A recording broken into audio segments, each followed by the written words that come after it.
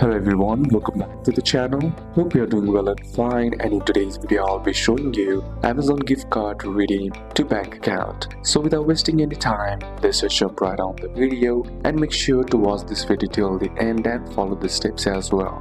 In order to redeem Amazon gift card to bank account, Amazon gift cards cannot be transferred or returned to your bank account. They can only be used to buy products on Amazon, but there are some of the ways that you can use, and the first is use the gift card to buy essentials you already need. So to do it, simply head over and open up your Amazon application, then be sure to be logged into your account. Then once logged into your account, what you need to do is search for the items or groceries you need, then simply select and add it to the cart. And then once you tap on add cart, what you need to do is tap on the cart option, then select proceed to checkout. Now at checkout, your gift card balance is automatically used. Pay the remaining balance if needed using your card or bank. The next is sell your Amazon gift card. You can sell the gift card online or to someone you trust by simply asking a friend or family member if they want to buy the gift card. Tell them the amount, example $50, and they will send you money to your bank account and you can give the gift card to them. Next is buy a product, return it and refund it to your bank.